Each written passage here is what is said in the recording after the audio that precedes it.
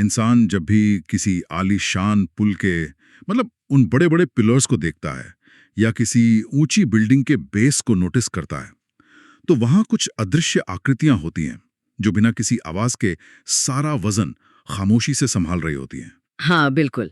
और अक्सर हम ज्यामिति मतलब ज्योमेट्री को बस एक सब्जेक्ट की तरह देखते हैं ना, एक बोरिंग प्रोसेस जहां बस फॉर्मूला रट लिया और एग्जाम में लिख दिया। सही कहा। लेकिन असल में ज्योमेट्री सिर्फ किताबों में बनी आकृतियां नहीं है। ये इस यूनिवर्स की और हमारी मॉडर्न इंजीनियरिंग की एक छिपी हुई भाषा है। और आज का हमारा ये डीप डाइव इसी हिडन आर्किटेक्चर को डिकोड करने पर है। बिल्कुल। हमारे पास आज एक बहुत ही डिटेल्ड प्रेजेंटेशन है जो रोम्बस और ट्रेपीजियम जैसे शेप्स के पीछे की फिजिक्स और लॉजिक को पूरी तरह से खोल कर रख देती है। और सबसे बड़ी बात, इस सेशन का मिशन है जीरो रट्टा। हाँ, मतलब बिना कुछ रटे चीजों को समझना। तो सुनने वालों की सुविधा के लिए हम एक नियम बना लेते हैं। हम लाइन से एक एक स्लाइड पर जाएंगे और बताते रहेंगे कि हम कहाँ हैं। तो चलिए शुरू करते हैं। Now we are on slide 1। यहाँ एक बहुत ही दिलचस्प विजुअल है जहाँ एक रोम्बस खिंचकर स्ट्रेच होकर एक ट्रेपीजियम में बदल रहा है। देखिए, ये विजुअल बहुत जरूरी है। ये दिखाता है कि ज्यामिति में शेप्स कैसे एक दूसरे से जुड़ी होती हैं। मतलब अगर आप एक आकृति को थोड़ा सा स्ट्रेच करते हैं या उसका रूप बदलते हैं तो वो एक नई आकृति बन जाती है। अच्छा, तो शेप्स आइसोलेशन में नहीं होती, वो मॉर्फ करती हैं। Now we are on slide 2। यहाँ हमारा चैप्टर फ्लो दिया हुआ है। आज हम 7 स्टेप्स कवर करने वाले हैं, है ना? हाँ, हम एकदम बेसिक प्रॉपर्टीज से शुरू करेंगे, फिर मास्टर फॉर्मूला तक जाएंगे और आखिर में एक रैपिड फायर रिवीजन टेस्ट भी होगा। बढ़िया। तो चलिए इसे अनपैक करते हैं। Now we are on slide 3। यहाँ रोम्बस की बेसिक प्रॉपर्टीज हैं। मतलब इसकी चारों साइड्स जिन्हें ए कहा गया है वो बिल्कुल बराबर होती हैं और आमने सामने की साइड्स पैरेलल होती हैं। बिल्कुल। और एक बहुत इंपॉर्टेंट नियम, इसके जो पास वाले कोण होते हैं मतलब एडजेसेंट एंगल्स, उनका टोटल हमेशा ठीक 180 डिग्री होता है और जो ऑपोजिट एंगल्स होते हैं वो एकदम बराबर होते हैं। समझ आ रहा है ना? हाँ, एकदम क्लियर है। लेकिन एक minute, now we are on slide 4। अगर इसकी चारों साइड्स बराबर हैं तो इसे सिर्फ एक टेढ़ा स्क्वायर क्यों नहीं कह देते? मतलब इसके डायगोनल्स बराबर क्यों नहीं होते? ये बहुत ही कॉमन सवाल है। इसे एक रबर बैंड की तरह इमेजिन कीजिए या एक फ्लेक्सिबल फ्रेम की तरह। जब स्क्वायर बिल्कुल सीधा होता है तो उसके दोनों डायगोनल्स बराबर होते हैं। अच्छा। और जब हम उस फ्रेम को धक्का देते हैं तो दूसरा हिस्सा सिकुड़ जाता है, तो दूसरा डायगोनल छोटा हो जाता है। अरे, मतलब साइड सेम रही पर अंदर की लेंथ बदल गई। लेकिन विजुअल में एक बात बहुत हाईलाइट की गई है कि डायगोनल्स एक दूसरे को ठीक 90 डिग्री पर काटते हैं। एकदम सही। और यही ज्यामिति का जादू है। भले ही शेप स्ट्रेच हो रही हो, लेकिन उसकी सिमेट्री इतनी परफेक्ट होती है कि बीच का इंटरसेक्शन हमेशा एक परफेक्ट राइट एंगल ही रहता है। क्या बात है। Now we are on slide 5। यहाँ एरिया और कॉन्ग्रुएंसी का ब्रेकडाउन है। रूल 1 कहता है कि एक डायगोनल रोम्बस को 2 बराबर एरिया में बांटता है। और रूल 2 और भी मजेदार है। दोनों डायगोनल्स मिलकर पूरे रोम्बस को 4 बिल्कुल एक जैसे मतलब एकदम आइडेंटिकल या कॉन्ग्रुएंट त्रिकोणों में बांट देते हैं। मतलब 4 छोटे राइट एंगल्ड त्रिकोण। बिल्कुल। और यही वो बेसिक कॉन्सेप्ट है जिस पर आगे के सारे बड़े फॉर्मूले टिके हुए हैं। तो चलिए फॉर्मूलों पर आते हैं। Now we are on slide 6। यहाँ मास्टर फॉर्मूला और उसका डेरिवेशन है पाइथागोरस थ्योरम का इस्तेमाल करके। हाँ, देखिए, रटने की कोई जरूरत नहीं है। उन 4 में से बस एक छोटा त्रिकोण लीजिए। उसका बेस और हाइट डायगोनल्स के आधे होंगे, मतलब D12 और D22, है ना? हाँ, और उसका हाइपोटेन्यूज तो रोम्बस की बाहरी साइड ए होगी। एकदम सही। तो जब आप इस पर पाइथागोरस लगाते हैं तो फॉर्मूला बनता है D12 whole square plus D22 whole square equals A square. और जब आप इसे सॉल्व करते हैं तो नीचे का 4 राइट साइड चला जाता है। अच्छा, तो वो बन जाता है D12 square plus D2 square square equals to 4A square. मतलब ये कोई अलग से आसमान से टपका फॉर्मूला नहीं है। बिल्कुल नहीं, ये बस उसी छोटे त्रिकोण से निकला है। ये तो बहुत इंट्यूटिव है। Now we are on slide 7। यहाँ एग्जाम के लिए एक एप्लीकेशन दी है। साइड 26 सेंटीमीटर है और एक डायगोनल 48 है। एरिया निकालना है। तो इसमें हम लंबा कैलकुलेशन क्यों नहीं कर रहे? क्योंकि यहाँ ट्रिपलेट क्लिक काम आती है। देखिए, एग्जाम में टाइम बचाना होता है। डायगोनल 48 है तो उसका आधा हुआ 24, हाइपोटेन्यूज 26 है और बेस 24 है। तो यहाँ वो 10, 24, 26 वाला पाइथागोरन ट्रिपलेट लग जाएगा। एकदम सही पकड़े। बिना कुछ कैलकुलेट किए हमें पता चल गया कि तीसरी साइड 10 होगी, तो दूसरा पूरा डायगोनल हो गया 20। अरे वाह। और एरिया होता है हाफ इंटू दोनों डायगोनल्स, मतलब हाफ इंटू 48 इंटू 20, तो आंसर आ गया 480। है ना कमाल की ट्रिक? ये एग्जाम के लिए बहुत इंपॉर्टेंट है। वाकई। Now we are on slide 8। यहाँ एक और एप्लीकेशन है, एल्जेब्रिक आइडेंटिटी। सवाल है कि पेरीमीटर 56 है और एरिया 100 है। यहाँ तो डायगोनल्स की लेंथ ही नहीं दी। ऐसा लग रहा है ज्योमेट्री फेल हो गई। देखिए, ज्योमेट्री और एल्जेब्रा अलग अलग नहीं है।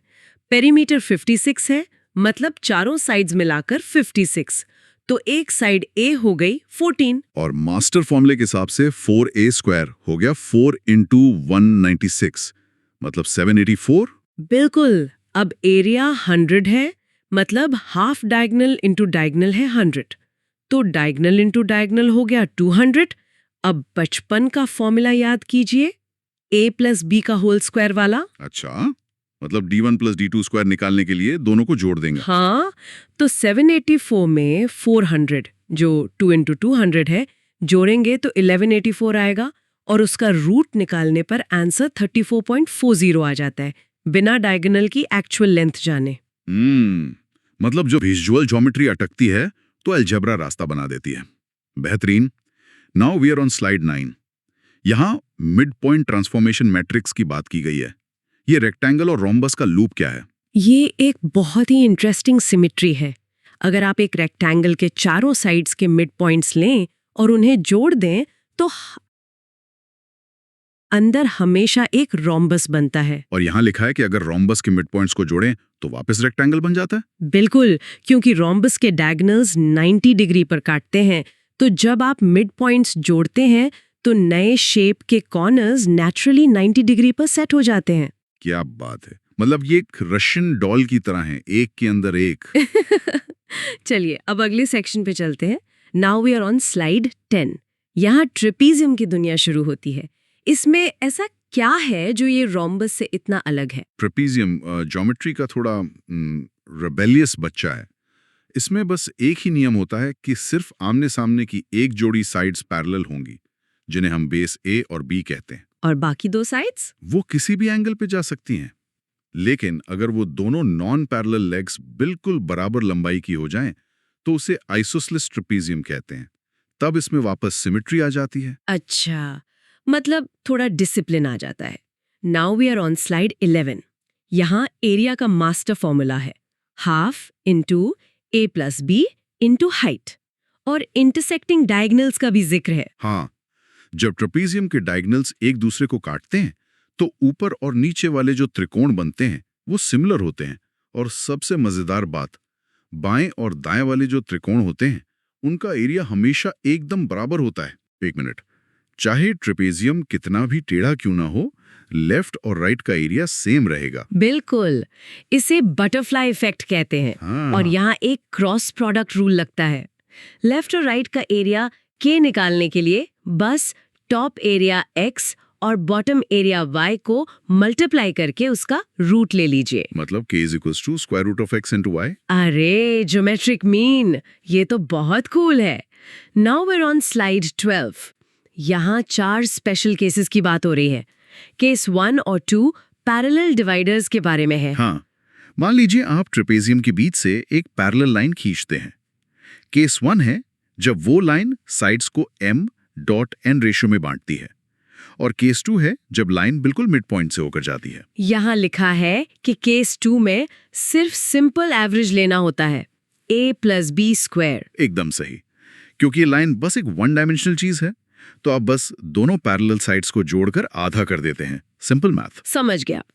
Now we are on slide 13। यहाँ केस 3 और 4 है। केस 3 में डायगोनल्स के मिड पॉइंट्स को जोड़ा गया है। हाँ, उसमें बस डिफरेंस का आधा करना होता है, मतलब a माइनस बी का स्क्वायर। लेकिन केस 4 बहुत ही खास है, वो है इक्वल एरिया डिवाइडर। यहाँ तो फॉर्मूले में स्क्वायर और रूट आ गए हैं। Root square a² plus b² था, क्यों? अभी तो हमने सिंपल एवरेज लिया था। क्योंकि पहले हम सिर्फ एक 1D लाइन की लेंथ निकाल रहे थे, पर अब हम 2D एरिया को 2 बराबर हिस्सों में बांट रहे हैं। एरिया हमेशा डायमेंशन का स्क्वायर होता है। अच्छा, हाँ, इसलिए यहाँ रूट मीन स्क्वायर का इस्तेमाल होता है। पहले स्क्वायर करो, फिर एवरेज निकालो और फिर वापस लेंथ बनाने के लिए रूट कर दो। ये डायमेंशन वाला लॉजिक तो दिमाग खोल देने वाला है। Now we are on slide 14। यहाँ एक एग्जाम हैक दिया है, द इंस्क्राइब्ड ट्रायंगल। ये मेरा फेवरेट है। अगर आप ट्रेपीजियम के दोनों लेग्स के मिड पॉइंट्स लें और उन दोनों को टॉप बेस के किसी भी एक पॉइंट से जोड़ दें तो एक त्रिकोण बनता है। हाँ, पी, क्यू और आर पॉइंट्स। बिल्कुल। और उस त्रिकोण का एरिया पूरे ट्रेपीजियम के एरिया का ठीक 1/4 मतलब 1/4 होता है। बिना किसी कॉम्प्लेक्स फॉर्मूले के, सिर्फ 14th। हाँ, क्योंकि जब आप मिड पॉइंट्स लेते हैं तो हाइट आधी हो जाती है। आप उस टॉप पॉइंट को लाइन पर कहीं भी खिसकाएं, हाइट सेम रहती है, तो एरिया हमेशा 14th ही आएगा। एग्जाम में तो ये सीधा नंबर दिलाएगा। चलिए और गहराई में चलते हैं। Now we are on slide 15। यहाँ आइसोसेलेस ट्रेपीजियम के बारे में एक एडवांस चीज है, इसका साइक्लिक नेचर। देखिए, आइसोसेलेस में दोनों लेग्स बराबर होते हैं ना। हाँ, इस वजह से इसमें एक गोल्डन रूल अप्लाई होता है। इसके ऑपोजिट एंगल्स का टोटल हमेशा 180 डिग्री होता है। मतलब अगर आमने सामने के कोण 180 है तो ये नेचुरली एक सर्कल के अंदर फिट हो जाएगा। बिल्कुल, इसे हम साइक्लिक क्वाड्रिलैटरल कहते हैं। इसकी सिमेट्री इतनी परफेक्ट होती है कि इसके चारों पॉइंट्स एक परफेक्ट सर्कल को टच कर सकते हैं। Amazing. Now we are on slide 16। ये विजुअल बहुत ही दिलचस्प है, रेक्टेंगल शिफ्ट ट्रिक। इसमें बाहरी त्रिकोण को काटकर दूसरी तरफ लगाया जा रहा है। हाँ, इसे आप वीडियो गेम टेट्रिस की तरह इमेजिन कर सकते हैं, क्योंकि आइसोसेलेस ट्रेपीजियम में लेफ्ट और राइट का स्लोप एकदम सेम होता है। तो अगर हम लेफ्ट साइड का वो एक्स्ट्रा राइट एंगल त्रिकोण काट लें और उसे राइट साइड के खाली स्पेस में फिट कर दें, तो वो पूरा टेढ़ा मेढ़ा ट्रेपीजियम एक परफेक्ट रेक्टेंगल बन जाता है। अरे वाह। और यहाँ लिखा है कि वो जो बाहर का एक्स्ट्रा बेस वाला हिस्सा होता है वो b-a/2 होता है। एकदम सही। नीचे के बड़े बेस में से ऊपर का छोटा बेस माइनस कर दीजिए और आधा कर दीजिए। बहुत ही लॉजिकल है। चलिए इस लॉजिक को टेस्ट करते हैं। Now we are on slide 17। यहाँ एक क्वेश्चन है, एरिया 176 है और पैरेलल साइड्स का रेशियो 4.7 है। हाँ, तो हम साइड्स को 4x और 7x मान लेते हैं, तो एवरेज बेस हो गया 11x/2। अब हाइट जो है वो भी सवाल के हिसाब से प्रोपोर्शनल दी गई है। और फॉर्मूले पे रखने पर फाइनली 11x² = 176 आ जाता है। बिल्कुल।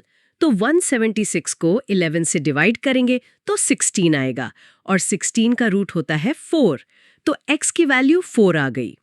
टॉप हो गया 16, बॉटम 28 और height 8। Now we are on slide 18। इसी सवाल में डायगोनल निकालने को कहा गया है।